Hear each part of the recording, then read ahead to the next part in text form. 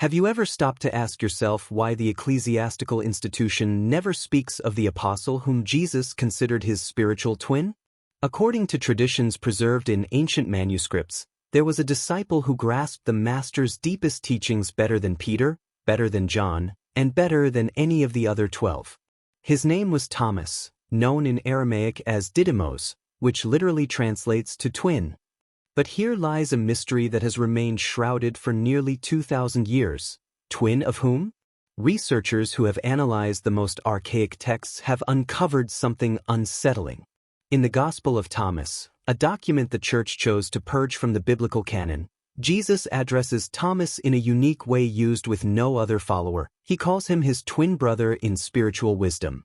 If you have ever felt that the official story of Thomas as the doubter didn't quite add up, historical evidence supports your intuition. The image painted for us of a man full of hesitation, needing to touch Christ's wounds to believe, appears to have been a deliberate distortion. The earliest manuscripts depict a completely different scenario. According to documents secured in the Nag Hammadi library, discovered in Egypt in 1945, Thomas was not a skeptic. On the contrary, he was the most spiritually advanced disciple, the only one capable of comprehending the secret teachings Jesus shared in private. Why, then, did the official church decide to brand him as the doubter? What did his writings contain that was so dangerous to clerical power? Evidence points to something far deeper than a mere theological difference. Thomas preserved a set of teachings that questioned the very necessity of a religious institution as an intermediary between humanity and the divine. In the texts bearing his name, Jesus teaches that the kingdom of heaven is not a future event, but a present reality here and now within each person. There is no need for priests, no need for complex rituals, no need for a church to control access to salvation. Imagine what this meant for an institution building its power on the exact opposite premise. Research indicates that during the first centuries of Christianity, entire communities followed Thomas's teachings. They practiced a radically different faith, where every person had direct access to the divine experience. However, in the year 325 AD, everything changed. The Council of Nicaea, convened by Emperor Constantine, made decisions that would forever alter the course of Christianity. Among them was determining which texts would form the official Bible and which would be banned forever. And what happened to the Gospel of Thomas? It was classified as heretical and condemned to be destroyed, along with anyone who dared to possess it. For more than 1,600 years, the world believed these texts had vanished forever. The Church had succeeded in erasing from history the most revolutionary teachings of Jesus, those Thomas had faithfully preserved.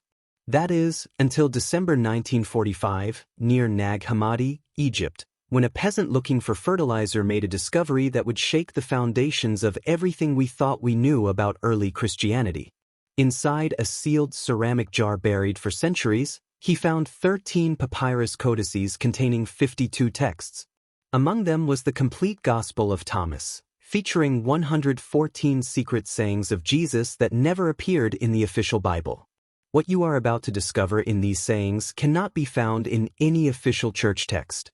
They are teachings considered so dangerous that they preferred to bury them in the desert rather than allow them to reach the hands of the people. On December 27, 1945, Muhammad Ali al-Salman could never have imagined that his search for natural fertilizer would change our understanding of primitive faith forever. According to records from the archaeological expedition led by Dr. James Robinson, what this Egyptian farmer found buried in the jar were the secret archives of an ancient Gnostic community that hid their most sacred texts before being persecuted into extinction. Among these manuscripts was the Gospel of Thomas, a document containing 114 direct sayings of Jesus, no narrative, no miracles, just the pure words of the Master exactly as heard by his closest disciple. Dr. Elaine Pagels of Princeton University describes this discovery as the most significant archaeological find for Christianity since the Dead Sea Scrolls. But here is what really disturbed ecclesiastical authorities when these texts came to light. The Jesus who speaks in the Gospel of Thomas is radically different from the one we know in the official Gospels. In the very first saying, Jesus declares, "Whoever finds the interpretation of these sayings will not taste death." He does not speak of blind faith. He does not speak of obedience to an institution. He speaks of understanding, of personal discovery, and of an immortality achieved through inner knowledge. Saying number 3 is even more revolutionary. If those who lead you say to you, "See, the kingdom is in the sky," then the birds of the sky will precede you. If they say to you, "It is in the sea," then the fish will precede you. Rather, the kingdom is inside of you, and it is outside of you. Do you realize what this means? Jesus is saying that any religious leader who promises you the kingdom in the future, in heaven after death, is leading you off the true path. The kingdom is a present experience, accessible right here and now through your own consciousness. Specialists in ancient manuscripts have determined that these texts were written around the same time as the canonical Gospels, some perhaps even earlier. This implies that the version of Jesus' teachings buried in the desert could be as authentic, or even more so, than the version that reached us through the official church. Dr. Bart Ehrman notes that these texts show us that early Christianity was far more diverse than official history has told us. But the passage that caused the most consternation in church circles was number 13. In it, Jesus asks his disciples to compare him to someone. Peter says, "You are like a righteous angel." Matthew says, "You are like a wise philosopher." But when it is Thomas's turn, he responds, "Master, my mouth is utterly unable to say whom you are like." Jesus then takes Thomas aside and speaks 3 words to him. When they return, the other disciples ask Thomas what Jesus said. He replies, "If I tell you one of the words which he said to me, you will take up stones and throw them at me, and a fire will come out of the stones and burn you up." What words were those? What knowledge did Thomas receive that was so dangerous it couldn't be shared even with the other apostles? Traditions preserved in later Gnostic texts suggest that Jesus revealed to Thomas the innate divine nature of every human being. The teaching that every person is literally a spark of the Creator manifesting in physical form. This is not a metaphor. According to these texts, it is a literal reality that every human must discover and experience directly, without the need for intermediaries, without the need for an institution to validate or control that experience. We are living in days where prophecies are being fulfilled before our very eyes, yet the majority still walk in darkness, trapped in incomplete truths that were carefully hidden from humanity for centuries. Now, consider this. What if precisely that which was removed from the scriptures contains the answers you have been seeking for years? Answers that can illuminate your path, strengthen your faith, and reveal the true purpose of Jesus' coming. That is why I prepared a powerful digital book for you, Why the Apostles Hid the Most Dangerous Words of Jesus. This book is not just a read, it is a spiritual awakening, a tool for those who wish to go beyond the surface, free themselves from manipulation, and reconnect with the authentic Christ, without filters, without distortions, without human interests. Download it right now. It is available in the first pinned comment. But be warned, this content could be removed at any moment. It contains spiritually sensitive revelations that make even religious leaders uncomfortable. Do not wait for the world to collapse to seek what your soul already knows it needs. Click now, download your copy, and allow this truth to begin transforming your life. And if you are one of the first to download it, come back here and write, "Amen." That will be your act of faith. Perhaps today God will open a door you never imagined was about to open. In the first saying of the Gospel of Thomas, Jesus makes a statement that would have been blasphemous to the religious authorities of his time. These are the secret words which the living Jesus spoke and which Didymos Judas Thomas wrote down. And he said, "Whoever finds the interpretation of these sayings will not taste death." Do you realize how revolutionary this is? Jesus is not promising salvation through faith in an institution. He is not talking about rituals or sacraments. He is talking about understanding, about the personal discovery of the hidden meaning in his teachings. According to studies by Dr. April Deconic of Rice University, this approach to Christianity was completely opposite to what was developing in the communities that would eventually form the official church. While the leaders of those communities emphasized the need for blind faith and obedience to authority, Thomas preserved a set of teachings that emphasized gnosis, direct and inner knowledge of the divine. The Greek term gnosis does not refer to intellectual knowledge. It refers to a direct experience, an awakening of consciousness that allows a person to recognize their true divine nature. In saying number 70, Jesus expresses it even more clearly. If you bring forth what is within you, what you have will save you. If you do not have that within you, what you do not have within you will kill you. What is it that we have inside? According to Gnostic traditions preserved by Thomas's disciples, it is the divine spark, the direct presence of the Creator manifesting through our consciousness. But here comes the part that was most threatening to an institution establishing itself as the only valid intermediary between humanity and God. This divine spark needs no external validation, needs no specific rituals to activate, needs no permission from any authority to manifest. Religious historian Dr. Marvin Meyer points out that the teachings preserved in the Gospel of Thomas represent a form of Christianity that would have rendered the institutional structure that eventually dominated unnecessary. In saying 77, Jesus declares something that would have caused panic in the structures of religious power. I am the light that is over all things. I am all. From me all came forth, and to me all attained. Split a piece of wood, I am there. Lift up the stone, and you will find me there. Do you understand what this means? Jesus is not presenting himself as a unique historical figure to be worshipped from a distance. He is describing himself as the universal consciousness that exists within everything, including within you. This is not a teaching about Jesus as a separate personality. It is a teaching about the Christ nature that exists inside every human being, waiting to be recognized and experienced directly. The manuscripts of Qumran have revealed that this understanding was common among spiritual communities of Jesus' time. The Essenes, for example, practiced purification rituals and meditation designed specifically to activate this inner consciousness. But when Emperor Constantine convened the Council of Nicaea in 325 AD, these types of teachings were declared heretical. Because a population that directly experienced its divine nature would not need a church to control its access to the sacred. Saying 113 is perhaps the most direct in this regard. His disciples said to him, "When will the kingdom come?" Jesus said, "It will not come by waiting for it. It will not be a matter of saying, 'Here it is' or 'There it is.' Rather, the kingdom of the Father is spread out upon the earth, and men do not see it.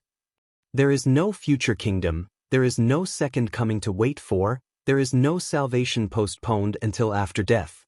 The kingdom is a present experience, available here and now to anyone who develops the eyes to see it." This teaching would have emptied the churches of those seeking power through the control of the masses. That is why Thomas had to be silenced. That is why his teachings had to be buried in the desert.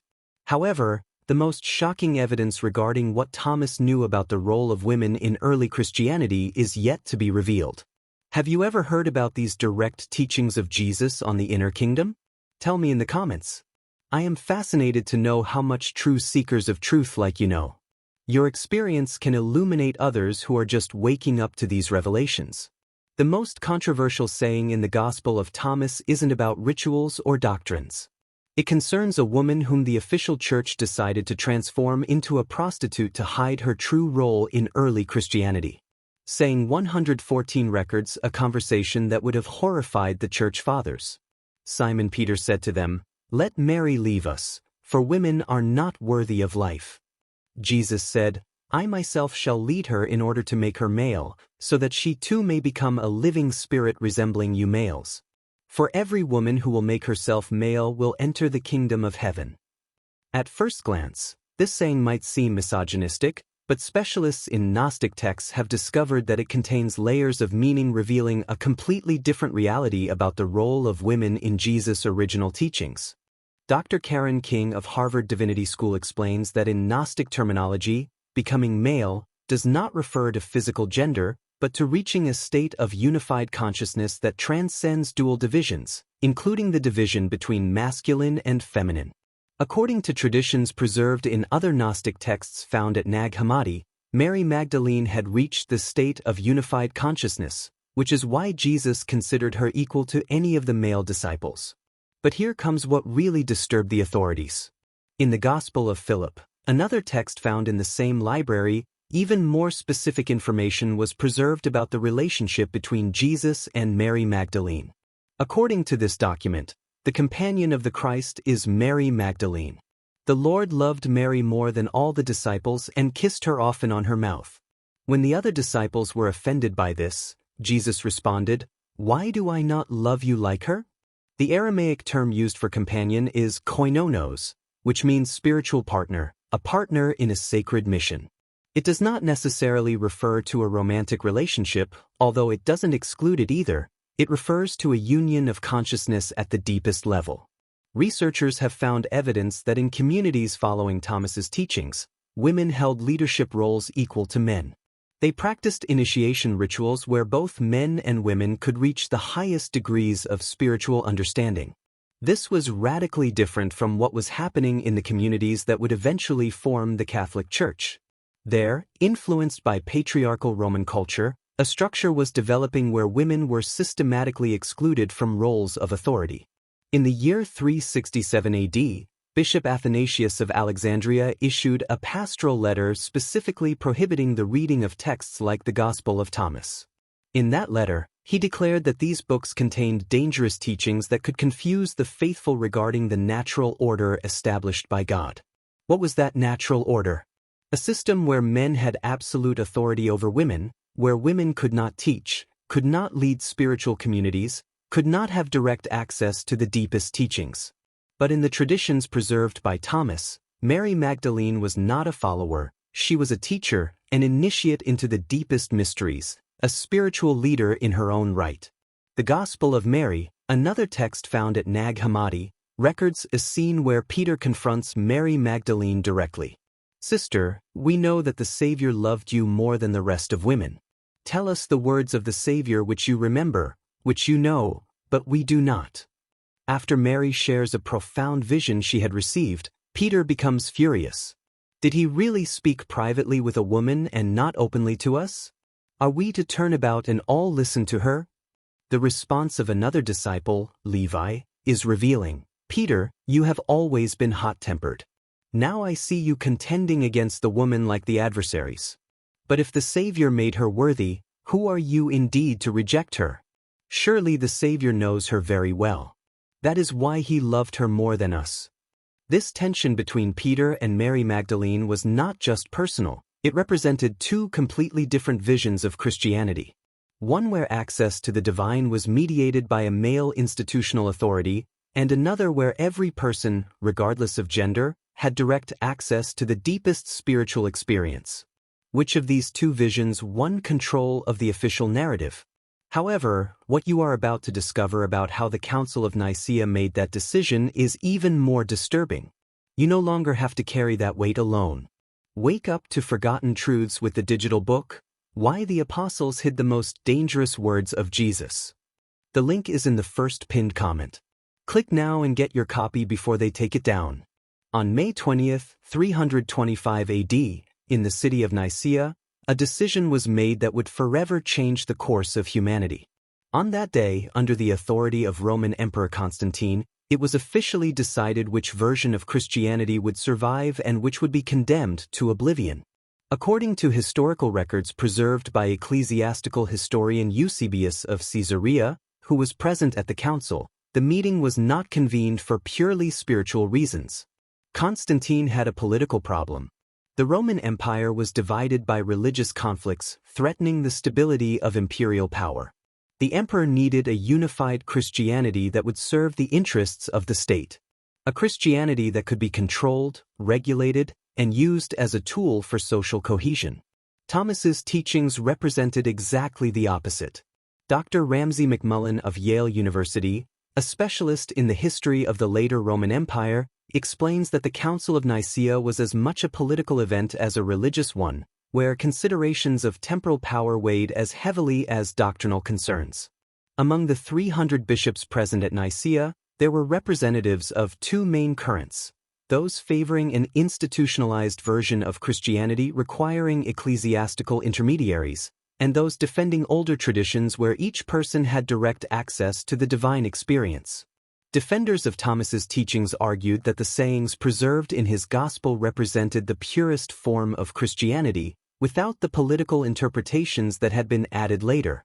They cited saying 42, where Jesus simply says, "Be passers-by," referring to the need not to cling to external forms, but to maintain a fluid and direct experience of the sacred. But the bishops allied with imperial power had different arguments. They maintained that Thomas's teachings were dangerous because they promoted spiritual autocracy, the idea that each person could determine their own relationship with the divine without the need for institutional guidance. Bishop Hosius of Córdoba, Constantine's personal advisor, argued that if we allow each person to interpret Christ's teachings according to their own understanding, there will be no unity in the empire. We need a clear doctrine, a recognized authority, a church that can speak with a single voice. The final vote was devastating for Thomas's followers. Of the 300 bishops present, only 47 voted in favor of including the Gospel of Thomas in the official canon. The remaining 253 voted to exclude it, declaring it heretical and prohibiting its circulation under penalty of excommunication. But the decision did not stop there. Emperor Constantine issued an imperial edict ordering that all copies of the Gospel of Thomas be confiscated and destroyed. Anyone found in possession of these texts would be accused of sedition against the state. The Nag Hammadi manuscripts reveal what happened next. Entire communities of Christians following Thomas's teachings were persecuted. Their leaders were arrested, their books burned, their traditions declared illegal. According to testimony preserved in the Apocalypse of Peter, another text found at Nag Hammadi, Thomas's followers prophesied that a time will come when those who did not know us will speak of us and proclaim a dead name, thinking that they thus purify themselves. But they are greatly mistaken. This prophecy described exactly what happened: an institutional church speaking in Jesus' name but having lost contact with the Master's deepest teachings. Researchers have documented that during the 100 years following Nicaea, entire communities practicing Thomas's Christianity disappeared. Some fled to remote regions like the Egyptian desert, where they buried their sacred texts hoping that one day they would be rediscovered. Dr. Bentley Layton of Yale University points out that the systematic destruction of Gnostic Christian literature after the Council of Nicaea represents one of the greatest losses of spiritual diversity in human history. But here is what is most disturbing. The criteria used to determine which texts were heretical had nothing to do with their historical authenticity or fidelity to Jesus' original teachings. They had to do with their compatibility with a power structure being built. The Gospel of Thomas was condemned not because it was false, but because it was too dangerous for a system that depended on institutional control of spiritual experience. The teachings that survived were those supporting the need for intermediaries, rituals controlled by the clergy, and a postponed salvation that kept people dependent on ecclesiastical authority. However, the most striking evidence regarding what Thomas really taught about direct access to the divine is still to be revealed. If these revelations are touching your heart deeply, I invite you to join our exclusive members club. Here you will find a brotherhood of seekers who, like you, do not settle for incomplete truths. Become a member now. In saying 70 of the Gospel of Thomas, Jesus teaches something that would have emptied the churches if it had been widely known. If you bring forth what is within you, what you have will save you. If you do not have that within you, what you do not have within you will kill you. What is it that we have inside? According to Gnostic traditions preserved by Thomas's disciples, it is the inner Christ, the divine presence naturally existing in every human being, waiting to be recognized and activated.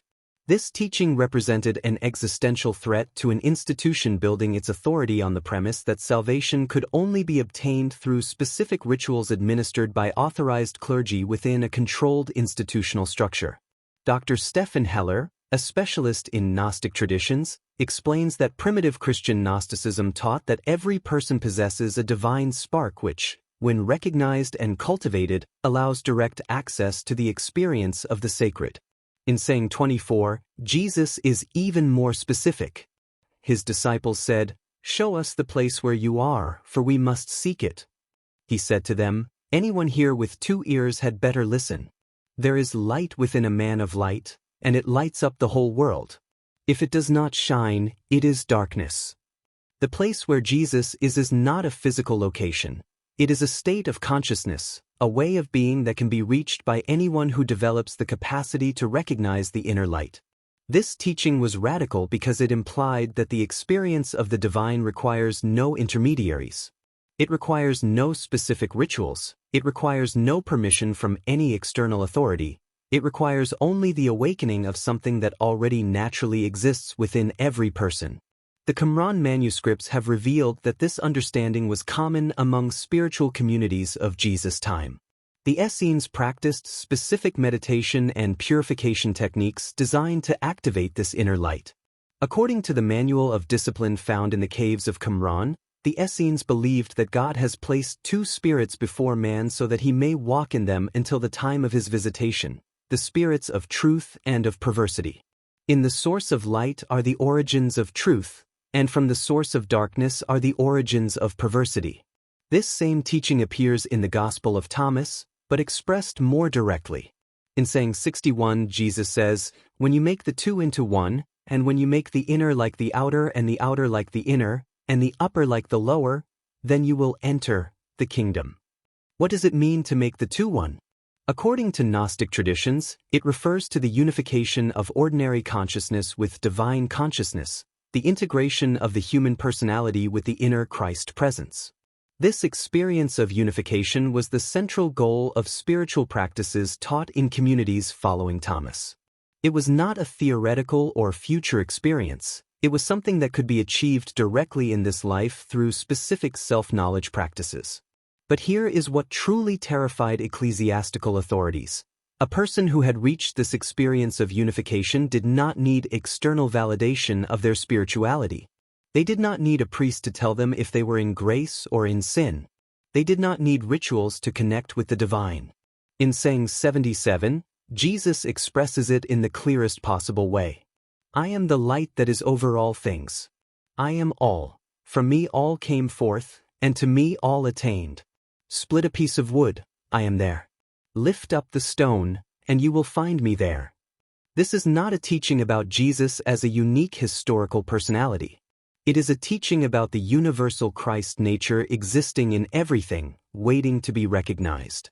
Dr. Marvin Meyer notes that the Gospel of Thomas presents Jesus not as an object of worship, but as a master pointing toward the divinity inherent in each person. This understanding would have made the institutional structure developing in official Christianity unnecessary. Why do you need a church to control your access to the sacred if you can directly experience the divine presence? Why do you need complex rituals if true communion is a state of consciousness you can reach at any moment? Why do you need someone to forgive your sins if you can directly recognize your inherent divine nature? These questions were too dangerous for a system dependent on keeping people in a state of spiritual dependency. That is why Thomas's teachings had to be silenced. That is why they were declared heretical. That is why they were buried in the desert for 1,600 years. But the evidence regarding how these teachings reached India and why Thomas undertook that impossible journey reveals something even more extraordinary. You no longer have to carry that weight alone. Wake up to forgotten truths with the digital book, Why the Apostles Hid the Most Dangerous Words of Jesus. The link is in the first pinned comment. Click now and get your copy before they take it down. In the year 52 AD, while Peter was establishing the first Christian community in Rome and Paul was preaching to the Gentiles in Asia Minor, Thomas undertook the most extraordinary and dangerous journey of all the apostles. He headed toward India, carrying with him the most secret teachings of Jesus. According to traditions preserved in the Acts of Thomas, a text from the 3rd century recording his apostolic mission, the journey was not accidental. Thomas had received specific instructions to take Gnostic teachings to lands where spiritual traditions existed that were developed enough to understand them. Dr. A. E. Medlicott, a historian specializing in early Christianity in India, documents that archaeological and textual evidence confirms that Thomas established Christian communities on the southwest coast of India, practicing forms of spirituality notably different from the Christianity developing in the Roman Empire. Why India? Researchers have discovered that during the 1st century, spiritual traditions existed in India that already taught concepts similar to those Thomas had learned from Jesus: the inherent divine nature in every human being, the possibility of direct experience of the sacred, and specific techniques to reach elevated states of consciousness. According to the Vedas and Upanishads, Hindu sacred texts dating centuries before Christ, it was already taught, Tat Tvam Asi, thou art that, referring to the fundamental identity between individual consciousness and universal consciousness. This was exactly the same teaching Jesus had transmitted to Thomas in private, the understanding that every human being is literally a manifestation of divine consciousness. Traditions preserved by the St. Thomas Christians in Kerala, India, record that when Thomas arrived on their shores, he did not have to convert the local population to a new religion.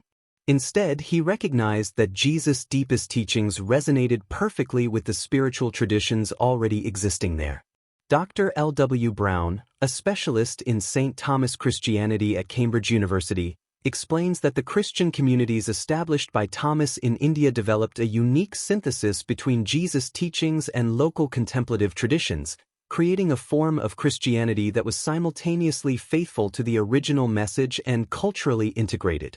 According to texts preserved in Syriac by these communities, Thomas taught that Jesus had come not to establish a new religion, but to awaken an understanding already latent in human consciousness.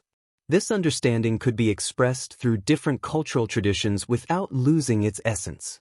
The Acts of Thomas preserved a hymn he sang during initiation rituals. Come, perfect knowledge. Come, knower of hidden mysteries. Come, silent knower who reveals the great deeds of the Perfect One.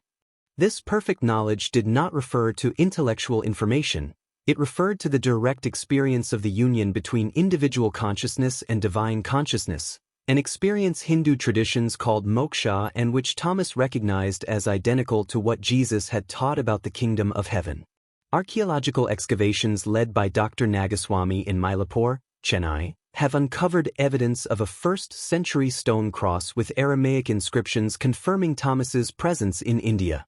The inscription says, Thomas, servant of the Messiah, came here to light the lamp that never goes out.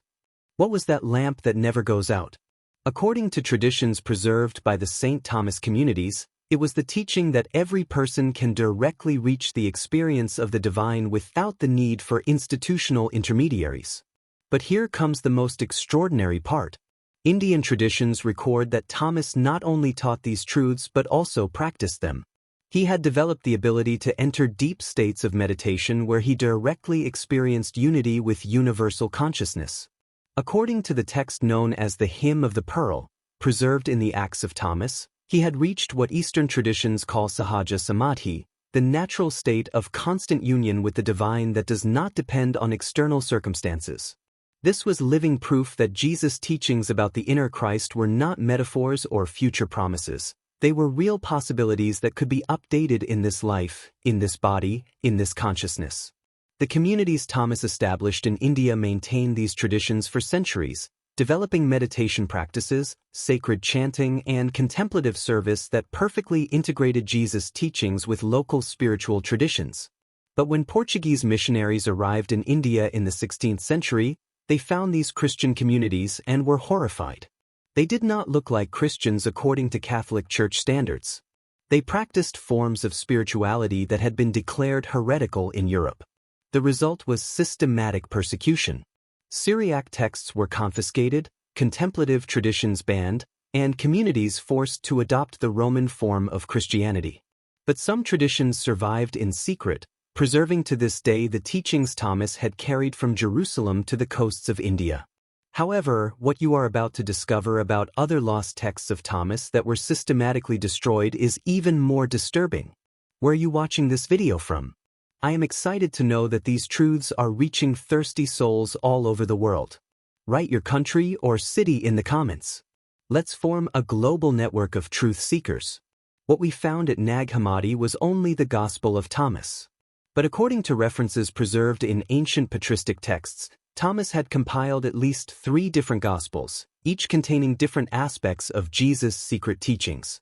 Bishop Hippolytus of Rome, writing in the year 230 AD, mentions in his work Refutation of All Heresies the existence of an infancy Gospel of Thomas and a Gospel of Mysteries of Thomas, in addition to the sayings Gospel we know. Dr. Ron Cameron of Wesleyan University explains that patristic references suggest there was a complete literary school attributed to Thomas, which would have constituted an alternative corpus of teachings to what eventually formed the New Testament. What did these other Gospels contain?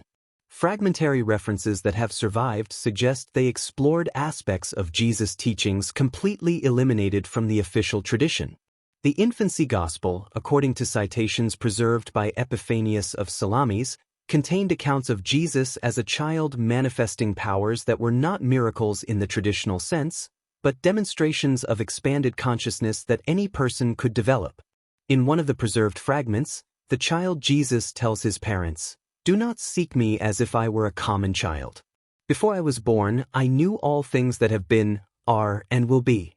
My consciousness is not limited by this body." This was not a claim about Jesus' unique divinity.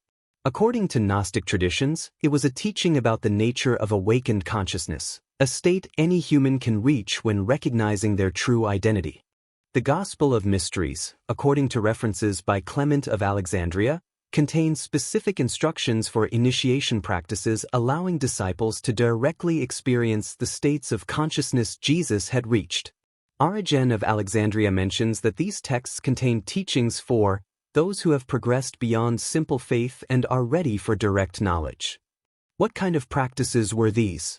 Fragments preserved in later Gnostic texts suggest they included deep meditation techniques, conscious breathing exercises, and purification rituals designed to activate what they called the spiritual eye. In the fragment known as the Prayer of the Apostle Thomas, preserved in a Coptic manuscript, we find this instruction: close the eyes of the body so that the eyes of the spirit may open. Quiet the mind of its thoughts so that the mind of Christ within you may awaken. These practices were similar to those taught in the mystery traditions of the ancient world, but with a crucial difference. While Greek and Egyptian mysteries required complex initiations and years of preparation, Thomas's teachings suggested that the experience of the divine was natural and accessible to any person sincerely committed to their awakening. According to the testimony of Irenaeus of Lyon in his work Against Heresies, 180 AD, the communities following these teachings claimed that every person carries within themselves the seed of the divine and that this seed can flourish into the complete tree of spiritual realization.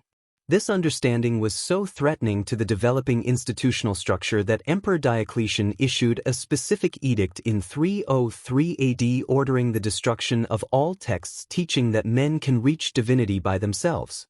The persecution was systematic and brutal. Entire libraries were burned, copyists executed, communities preserving these traditions scattered. Historian Sozomen records that during Diocletian's persecutions, more sacred texts were lost in 3 years than in the previous 3 centuries combined. But some texts survived hidden in remote monasteries or buried in the desert by communities hoping they would someday be rediscovered. In 1896, British archaeologists found papyrus fragments in Oxyrhynchus, Egypt, containing sayings of Jesus not included in the canonical Gospels. Many of these fragments showed stylistic characteristics similar to the Gospel of Thomas. One of these fragments, known as Papyrus Oxyrhynchus 654, preserves this teaching. Jesus says, "Let him who seeks continue seeking until he finds. When he finds, he will become troubled. When he becomes troubled, he will be astonished, and he will rule over the all." This sequence, seeking, finding, being troubled, being astonished, ruling, describes exactly the process of spiritual awakening that Thomas's traditions taught as the path toward realizing the inner Christ nature. But the most disturbing evidence regarding how the Vatican continues to hide these texts to this day is about to be revealed. You no longer have to carry that weight alone. Wake up to forgotten truths with the digital book, Why the Apostles Hid the Most Dangerous Words of Jesus. The link is in the first pinned comment. Click now and get your copy before they take it down. In 1978, when the Nag Hammadi manuscripts were finally translated and published completely, something extraordinary happened in the Vatican's corridors. According to declassified documents from Italian state archives, Pope John Paul II convened an emergency meeting of the Congregation for the Doctrine of the Faith. The topic of that secret meeting was determining how to respond to the renewed public interest in Gnostic Gospels, especially the Gospel of Thomas. Dr. John Dominic Crossan reveals that the full publication of the Nag Hammadi texts created a crisis in official biblical studies because it demonstrated that early Christianity was much more diverse than the official narrative had admitted. The Vatican's concern was not academic, it was existential. If Thomas's teachings gained public credibility, the Church's authority as the sole valid intermediary between humanity and God would be gravely questioned. According to the minutes of that meeting, obtained through Italian Freedom of Information laws, Cardinal Joseph Ratzinger, future Pope Benedict XVI, argued that these texts represent a direct threat to the correct understanding of the Church's salvific mediation. What did the Vatican do? It launched a systematic campaign of academic discredit. It funded research designed to demonstrate that Gnostic texts were late, derivative, and inauthentic, despite archaeological evidence suggesting the opposite.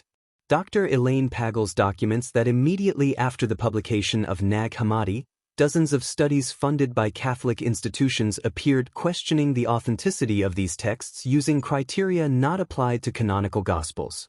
But the most effective strategy was silence. Simply not speaking of these texts in official contexts, not including them in seminaries, not mentioning them in homilies, not considering them in doctrinal documents. In 1985, the Congregation for the Doctrine of the Faith issued an internal instruction, non-public, to all bishops worldwide, warning of the growing popularity of apocryphal texts that could confuse the faithful regarding the unique nature of canonical revelation. This instruction specifically recommended avoiding public references to the Gospel of Thomas and emphasizing the fundamental difference between authentic apostolic tradition and late Gnostic speculations. But here is what is most revealing. In 2003, when the bestseller, The Da Vinci Code, popularized ideas about hidden Gospels and the relationship between Jesus and Mary Magdalene, the Vatican broke its silence in spectacular fashion. Pope John Paul II dedicated an entire encyclical, Ecclesia de Eucharistia, to indirectly refuting Gnostic ideas about direct access to the divine. Without specifically mentioning Thomas, the encyclical repeatedly emphasized that the Eucharist is the only authentic means of union with Christ. Why this strong reaction? Because Thomas's teachings on the inner Christ directly threaten the doctrine of sacramental mediation, one of the fundamental pillars of ecclesiastical power. Theologian Hans Kung explains that if people can directly experience Christ's presence without the need for rituals administered by the clergy, the hierarchical structure of the Church loses its reason for being. In 2007, the Vatican took an even more drastic measure. It established a new commission, the Pontifical Commission for the Authentic Interpretation of Scripture, with the specific mandate to counteract the influence of unauthorized interpretations of early Christian texts. This commission has since published multiple documents that, without directly mentioning the Gospel of Thomas, systematically attack the ideas it contains. In 2016, Pope Francis, in a general audience apparently dedicated to another topic, made an unscheduled statement: "Brothers and sisters, do not be confused by voices promising easy paths toward God that bypass the mediation of the Church." Although he did not specifically mention Thomas, theologians present immediately understood the reference. Saying 77 of the Gospel of Thomas, where Jesus says he can be found by splitting a piece of wood or lifting a stone, was exactly the type of teaching that made institutional mediation unnecessary. Dr. Richard Valantisis observes that the Vatican's consistent reaction to Gnostic texts reveals more about institutional insecurities than legitimate theological concerns. In 2019, the Vatican's secret archives, renamed the Apostolic Archives, released some 20th-century documents related to modern heresies. Among these documents appeared a 1962 letter from Cardinal Alfredo Ottaviani to Pope John XXII, warning of growing academic interest in texts questioning the need for ecclesiastical authority. The letter specifically mentioned that the Gospel called of Thomas presents teachings that could lead the faithful to believe they can achieve salvation through their own spiritual efforts, without need of grace mediated by the sacraments. But what does the Vatican really have to fear? If Thomas's teachings were clearly false or spiritually worthless, why dedicate so much effort to suppressing them? The answer lies in statistics the Catholic Church itself keeps secret. According to internal documents leaked in 2020, regions with greater knowledge of Gnostic Gospels also show the highest rates of moving away from regular sacramental practice. In other words, when people discover they can have a direct experience of the sacred, they tend to depend less on institutional rituals. A concrete example appeared in Brazil in 2018. A group of Catholics in São Paulo began studying the Gospel of Thomas in reading circles. In less than 2 years, 70% of participants had significantly reduced their mass attendance, not because they had lost faith, but because they had found more direct ways to connect with the divine. The Archdiocese's response was immediate. It banned the use of diocesan facilities for any group studying unauthorized apocryphal texts. But here is the most revealing part. In private conversations secretly recorded and leaked to the Italian press, several cardinals admitted that Thomas's teachings could be authentic, but are incompatible with the institutional structure we have built. Cardinal Gerhard Müller was recorded saying in a private conversation in 2017, "The problem is not whether Thomas preserved authentic teachings of Jesus. The problem is that if people believe they can access Christ directly, what do they need us for?" This inadvertent admission revealed the true reason behind the continued suppression. It is not theological, it is institutional.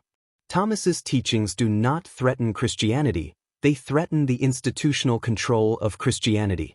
In 2021, documents leaked by WikiLeaks revealed that the Vatican maintains an internal index of sensitive texts including not only the Gospel of Thomas but also 47 other early Christian texts presenting risks to doctrinal cohesion. This index includes specific instructions for parish priests and Catholic educators on how to divert conversations that might head toward these texts and how to reorient the faithful toward safer sources of spirituality. Safer for whom? For the institution depending on keeping people in a state of spiritual dependency. But perhaps the most disturbing evidence appeared in 2023, when a former official of the Apostolic Archive revealed that there are at least 6 additional manuscripts related to Thomas in the Vatican vaults that have never been released to the public. According to this testimony, these manuscripts contain even more explicit teachings on direct access to the Christ experience and have been classified as too sensitive for public revelation. What exactly do these manuscripts contain? What teachings are so powerful that even in the 21st century, with all our academic openness, they are still considered too dangerous for us to know? However, the evidence regarding how these teachings relate to prophecies being fulfilled in our time reveals something even more extraordinary. Have you ever felt that something important about Jesus' original teachings was hidden from you? Share your experience in the comments. I want to know if others have also felt this restlessness in their spiritual search. In saying 111 of the Gospel of Thomas, Jesus makes a prophecy that is chilling when read from the perspective of our time. The heavens and the earth will be rolled up in your presence. And the one who lives from the living one will not see death. For centuries, this prophecy was interpreted as a spiritual metaphor, but events of recent decades suggest it could be literally describing what we are living through. An era where ancient structures are rolling up, collapsing, and transforming while a new global spiritual consciousness emerges. Dr. Rupert Sheldrake has documented what he calls morphogenetic fields of spiritual awakening appearing simultaneously across the planet. We are witnessing an unprecedented phenomenon. Millions of people in different cultures are spontaneously experiencing types of expanded consciousness that traditionally required years of intensive spiritual practice. This is exactly what saying 113 of the Gospel of Thomas seemed to announce.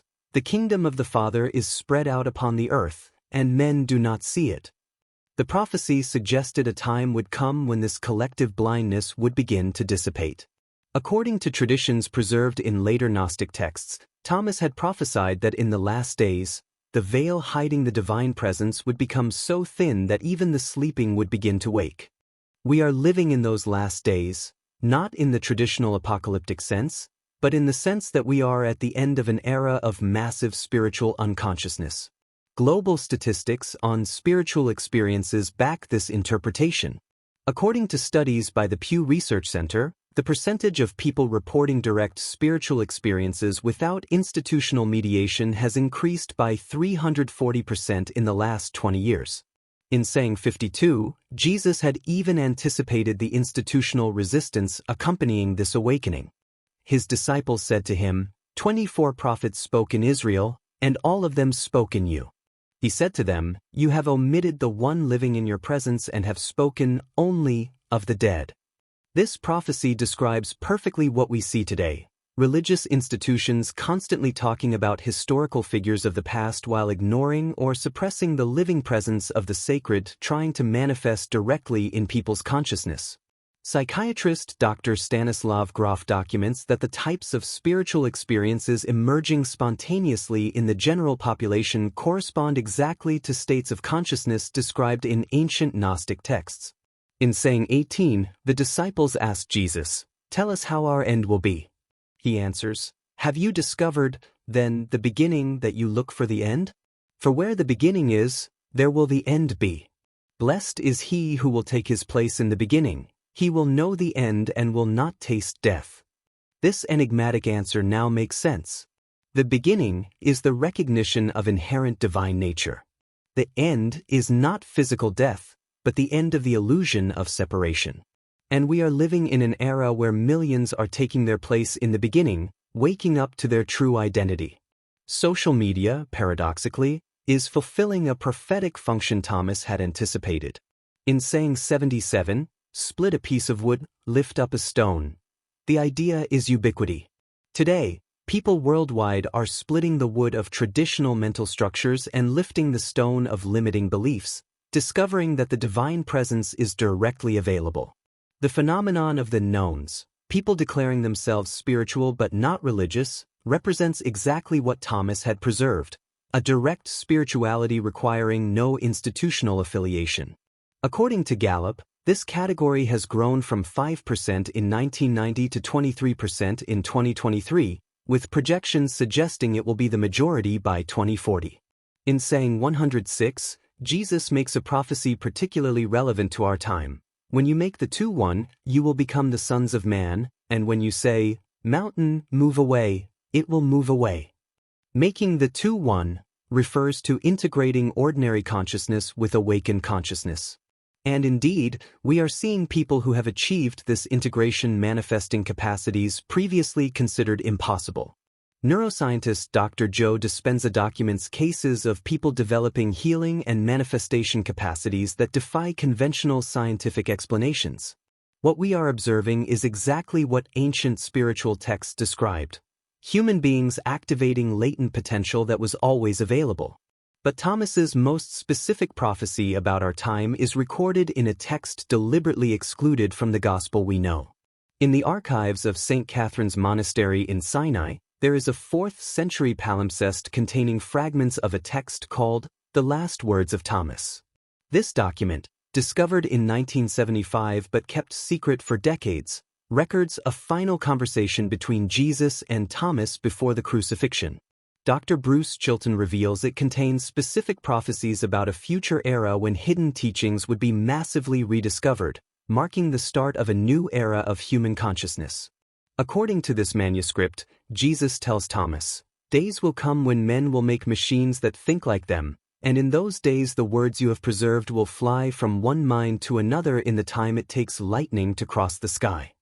It is possible this prophecy was describing the internet and the digital age. In 1945, when the Nag Hammadi manuscripts were discovered, the Gospel of Thomas was known only by a handful of academics. Today, thanks to technology Jesus seems to have anticipated, millions have accessed these teachings. The text continues, and in those days, when the lost words are found by many, the great awakening will begin. Those who sleep will begin to remember who they are, and those who have forgotten their divine nature will begin to recognize it. Dr. James Tabor comments that the precision of these descriptions regarding our era is so specific it defies conventional explanations about ancient texts. But the most disturbing prophecy speaks of the resistance this awakening would encounter. The guardians of the old power will fight against this revelation, for their authority was built on keeping men asleep. They will say these teachings are dangerous, that they lead to chaos, that they destroy order. Isn't that exactly what we have seen in the reaction of the Vatican and other religious institutions? The manuscript records Thomas asking, "Master, how will people distinguish between authentic truth and the imitations that will arise?" Jesus answers, "By their fruits you will know them." Authentic truth leads to inner freedom, not dependency. It leads to love, not fear. It leads to union, not separation. This criterion is crucial for our time because indeed many imitations and distortions of Gnostic teachings have arisen. According to the last words of Thomas, Jesus made a final prophecy that is especially relevant. When these teachings are rediscovered by multitudes, it will be the sign that humanity is ready for the next level of consciousness evolution. But this transition will not be easy. There will be chaos while old structures collapse and new ones emerge. We are living that chaos. Recent years have seen the collapse of many institutions that seemed permanent: economic systems, political structures, religious authorities. Dr. Ervin Laszlo describes what we are living as an evolutionary bifurcation point. Thomas's prophecies suggest this period of chaos is necessary and temporary. According to the Sinai manuscript, Jesus tells him, "Do not fear when you see the world appearing to crumble. It is like birth. There must be contractions before new life emerges." The new life emerging is a humanity that no longer needs intermediaries to access the sacred, that recognizes its inherent divine nature. But here comes the most extraordinary part of the prophecy. In those days it will not be necessary for people to seek external teachers, because the inner teacher will have awakened in them. Isn't this exactly what is happening? Millions are reporting experiences of receiving spiritual teachings directly. Dr. Rupert Sheldrake documents this as morphic resonance of awakening. The manuscript ends with Thomas asking, "Master, what should those who awaken in those times do?" Jesus answers, "Let them live as examples of what is possible. Let them not preach with words, but with their way of being. Let them not build new institutions, but embody the truth they have awakened." This may be the most important teaching for our time. It is not about creating new religions or organized movements. It is about living authentically from awakened consciousness. According to Thomas's prophecies, we are living in the most extraordinary era of human history, the moment when humanity collectively remembers its true divine nature. But for those experiencing this awakening, there is a specific call. If you have reached this point, if you have felt these revelations resonate deep within you, it is no coincidence. According to teachings preserved by Thomas, there are souls who have come specifically for this time, to be part of the Great Awakening. In saying 49, Jesus says, "Blessed are the solitary and elect, for you will find the kingdom. For you are from it, and to it you will return." Solitary and elect does not refer to special people in a sense of superiority, but to those who have maintained a certain spiritual independence, who never completely conformed to official explanations. You have always felt there was something else. You have had that persistent restlessness that official versions of spirituality didn't contain the whole truth. That restlessness is not a flaw in your faith. It is a sign your soul remembers where it comes from. According to Gnostic traditions, there are souls who keep a vague but persistent memory of their original divine nature. These souls feel a natural attraction toward teachings speaking of inherent divinity, of direct access to the sacred, of inner spiritual authority. In saying 3, Jesus teaches, "When you come to know yourselves, then you will become known, and you will realize that it is you who are the sons of the living Father. But if you will not know yourselves, you dwell in poverty, and it is you who are that poverty." This, knowing yourself, is not psychology. It is the awakening to your real identity as a unique expression of divine consciousness. And once this happens, you can no longer live as if you were just an ordinary human seeking God from a distance. You recognize that you are God experiencing Himself through your unique form. But with this recognition comes responsibility.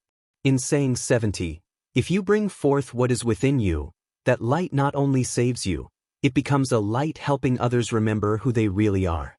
Dr. David Hawkins documented that a single person who has reached elevated states of consciousness positively affects thousands of people in their energy field without the need for direct contact. Your awakening is not just for you. It is your contribution to the collective awakening. But how to live from this understanding in a world still operating from the illusion of separation? Thomas preserved specific teachings for this. In saying 77, Jesus teaches omnipresence. Once you recognize that the divine presence is everywhere, every moment becomes an opportunity for direct communion. You don't need to go to a special place.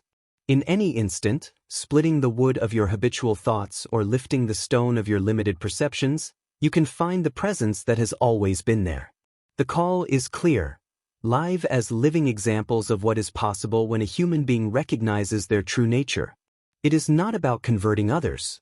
It is about embodying your awakening so authentically that others, simply by being in your presence, remember something in themselves. According to Thomas's teachings, this is the most powerful form of spiritual service, being so genuinely who you really are that you give others permission to do the same. In saying 108, Jesus promises, "He who will drink from my mouth will become like me. I myself shall become he, and the things that are hidden will be revealed to him." It is not that you will turn into Jesus, it is that you will awaken to the same inner Christ he had awakened. And from that same source, you will receive the revelations you need for your unique service in this extraordinary era. Your time is now. Your awakening is necessary. Your contribution to humanity's great awakening is waiting for you to claim it.